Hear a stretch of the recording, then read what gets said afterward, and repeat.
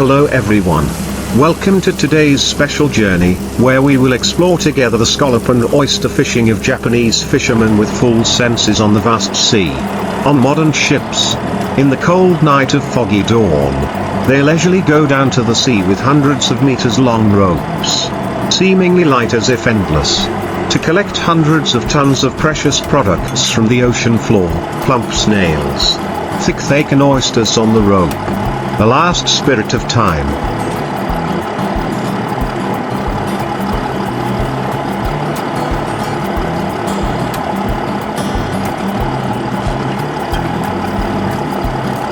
Salinity and life on the deep sea floor. The ship started to break apart when it was still dark.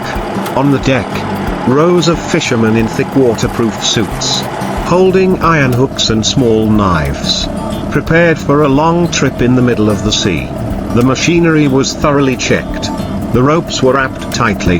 The anchor system and nets operated smoothly. Everything had to be ready, because once aroused, there was no room for error.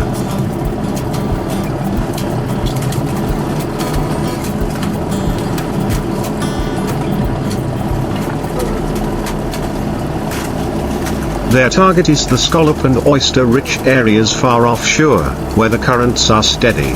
The salinity is high and the environment is clean, ideal for the species to thrive and grow steadily. The fishing technique they use is unlike that of conventional groups. They use long, wrist-sized ropes that are lowered hundreds of meters into the sea. On each rope are countless buoys, weights and small mesh or fibers, where the scallops and techniques naturally cling to.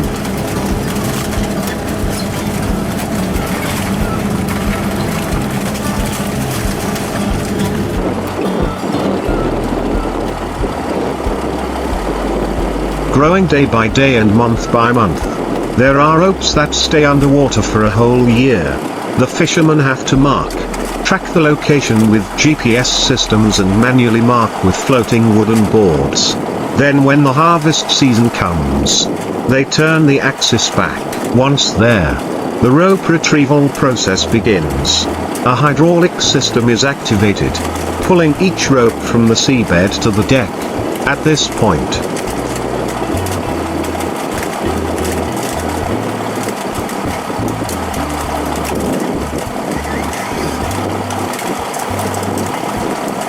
a rocky scene appears: heavy ropes, densely packed with oysters clinging to each other, layers of ivory shells interwoven between, turbines and snail shells. Each meter of rope can contain characters or must, and with hundreds of meters of rope per trip, the volume collected can increase to hundreds of tons in a few days. The fishermen work restlessly. As the ropes are brought out, they use specialized knives to plow the carpet of scallops and oysters from the ropes.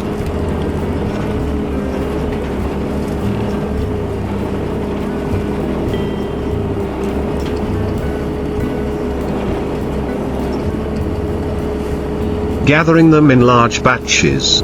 Behind, a hero is responsible for sorting large clams.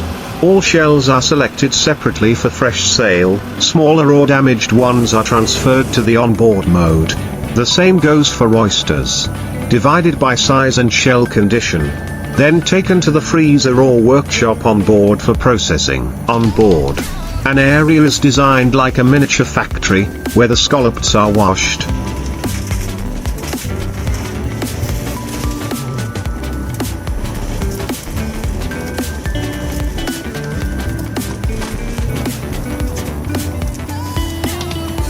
The shells are removed, the meat is filtered, and the sand is plowed out of each oyster shell crevice. Fishermen wear protective gear, thick handcuffs, work amid the sound of engines, running water, and knives repeatedly tapping on steel. Everything happens in a rhythmic, coordinated manner, because if you are just a little slow, the product will lose its freshness and its value will decrease sharply. In that job,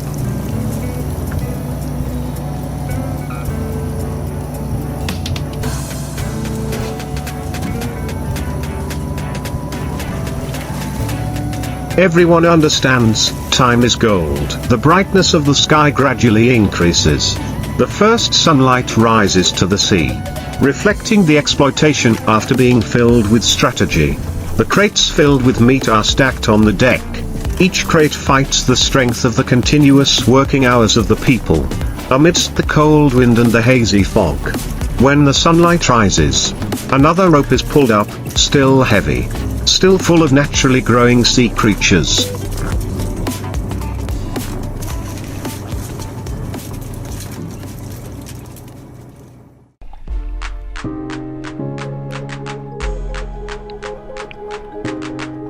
Bringing a sense of excitement mixed with chalk and shadow to the whole team. More than just fishing, this job requires understanding the marine environment, the ability to observe the circulation, understanding the life cycles of scallops and porcupines.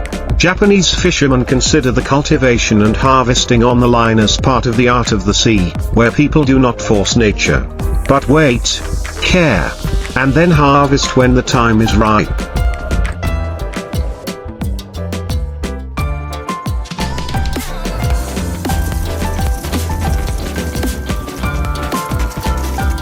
That is why the products from these ships are always of high quality, favored in Japan and demanding markets such as the US and Europe.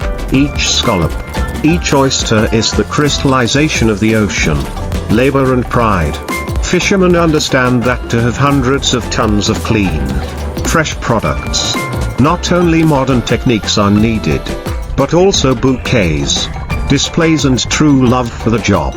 The magical hands from the cold, the cuts caused by the shells.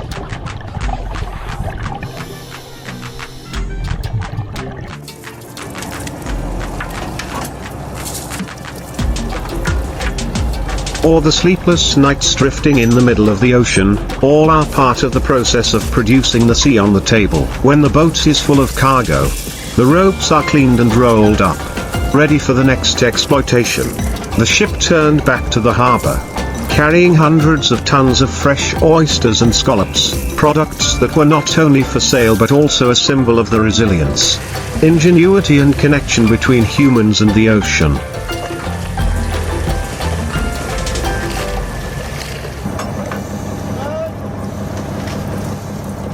And as it did so, a new process began, distributing, transforming and bringing these wonderful products to consumers around the world. After many days at sea, heavy cargo boxes are stacked on the deck. Huge blocks of ice are put into the hold to maintain the freshness of the clams and oysters. Inside the freezer, the clam meat containers have been cleaned, sorted by size and quality, and labeled with QR codes and traceability stamps.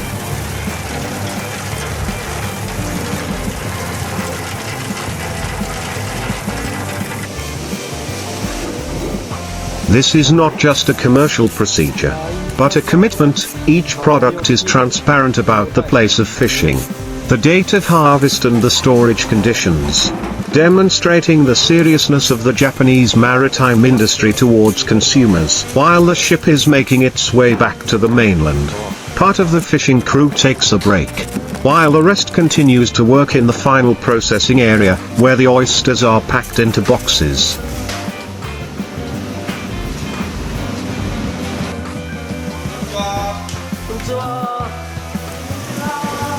The scallops are vacuum sealed and put into frozen packaging. They work like a mobile industrial chain in the middle of the ocean. Even though the ship is rocking and the waves are rolling, the hand of the shucking knife is still precise. The movements of the oyster washer are still steady, without missing a beat. Each person is like an indispensable link, forming a most efficient machine. At many times, the sea is not peaceful. Strong winds, heavy rains.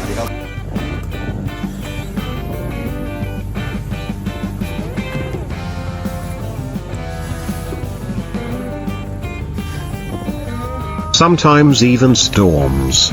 But the oyster and scallop fishing boats still go out to sea. Solidly designed, equipped with advanced positioning and weather warning systems.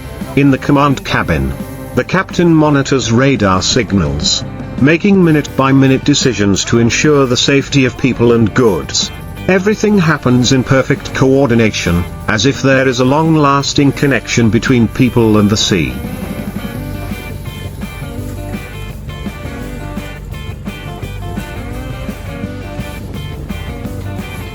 A wordless but strong trust. Returning to port. A fleet of refrigerated trucks is waiting. Grade A scallops are shipped directly to high-end restaurants or exported. Types B and C are sent to processing facilities, where they are cleaned again, musseled, steamed, marinated and packaged according to strict HACCP and ISO standards. The large, plump oysters will become expensive sashimi at fresh seafood counters. Meanwhile, the smaller oysters will be split in half.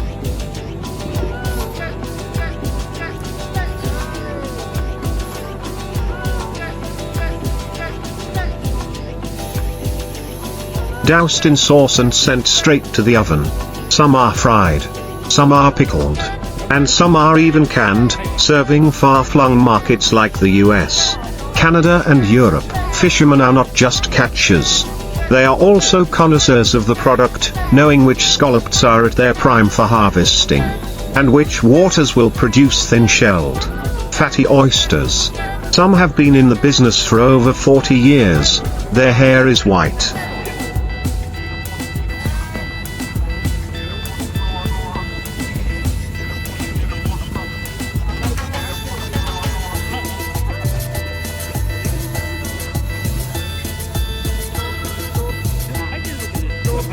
Their skin is tanned by the sun and wind, but their eyes still light up every time they see the line full of scallops. For them, each trip to sea is a gamble, but also an opportunity to live with nature, to continue the hundreds of years of tradition of their ancestors. In coastal areas like Hokkaido or Omi, famous for mollusk farming and fishing, the profession of using long ropes to collect oysters and scallops is not only a livelihood, but also a cultural symbol.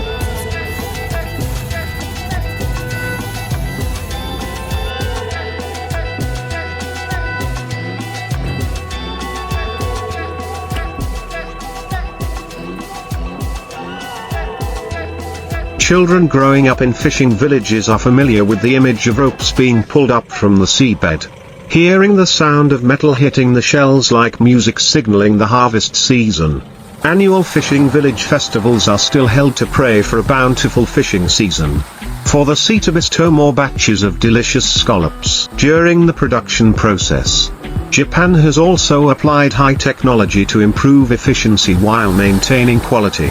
On some large ships, automatic robots are used to deshell oysters.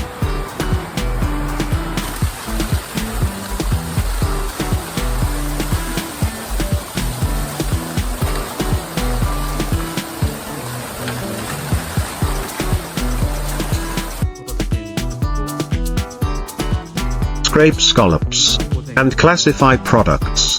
The AI camera system can recognize the size of each scallop in a few thousandths of a second, sending them to the appropriate conveyor belt.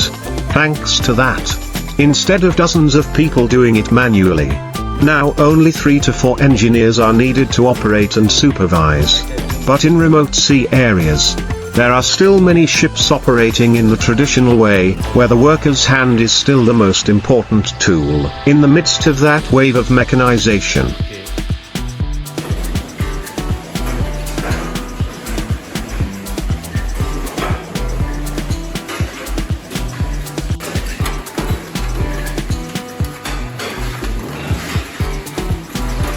there are fishermen who still keep the habit of recording manually. In old notebooks are the schedule of dropping the line, the harvest time, even notes such as, line number 14, deep water area, oysters grow well, or today's scallops have many thin shells, firm meat. Those scribbled words are a more precious heritage than digital maps, the knowledge of the sea accumulated from generation to generation. With each film you are watching, each second of the image of the long line being pulled up, each layer of oysters falling onto the deck, each action of scraping the shell clean, there are hours of work in the cold night sky, sweat, strength and perseverance of people. They are more than just fishermen. They are craftsmen, artisans of the ocean.